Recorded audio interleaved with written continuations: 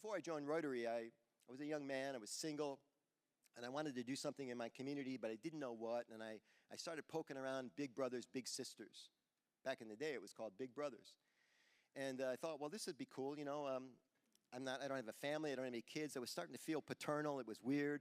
And I thought, I'll get a little brother, and maybe I'll feel like a better person, and I can contribute to my community a little bit. So have anybody been a big brother or big sister? It's an interesting matching process, isn't it? And the lady that was matching us up said, you know, we asked the young man if he would prefer a smoker or a non-smoker. It was one of the basic questions that they asked the kid, right? And I said, well, what did he say? And they said, well, Anthony, that's his name. His name was Anthony Valentine. Is that perfect? It's like a soap opera name. You know what soap opera names are? Thank you. Quick thing with soap opera names, this is fun. So you take your middle name, right, and it becomes your first name. Your middle name is now your first name, and the street you live on becomes your second name, like your surname. What's your soap opera name?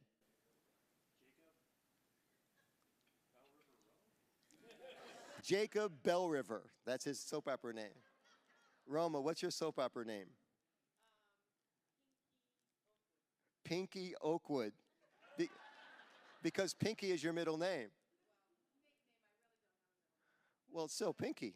Worked out good. So Anthony Valentine, right? So they say, well, you want a smoker or non-smoker? Anthony goes, I want a non-smoker.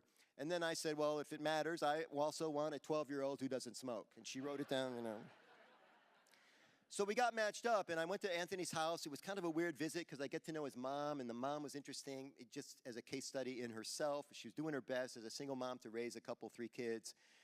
And Anthony, we go on the visit, and Anthony didn't say a word to me the whole time, the first time we went out to do something. And I thought, well, I'm a dismal failure. I felt so bad, you know, this didn't work at all. I'm going to be terrible at this, you know. I just didn't feel like it was a successful outing. And I go to pick him up. And by the way, I had my, back in the day, we used Franklin planners. Remember those little books? Some of you remember. Big, bulky things, right? But that's where you kept all your appointments. This is way before cell phones. And when I dropped Anthony off on the first visit, I said, well, get out my Franklin planner. And I'm like making my notes about, well, when would you like to get together again? Because we needed to put a schedule together. And I'm in the driver's seat, and he's in the passenger seat, and he's watching me with this thing. He doesn't know it's called a Franklin planner. He just knows it's a black book, right? And I'm writing. I'm making an appointment. And so I pick him up the second time, and I'm thinking, oh, I hope this goes better the second time than it did the first time.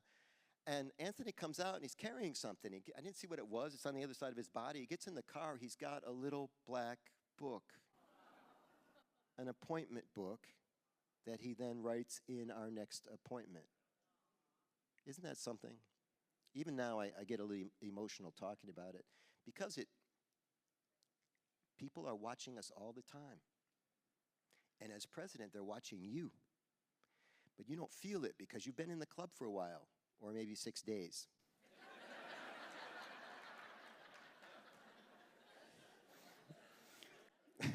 If you've been in the club 6 days, they're really watching you, you know.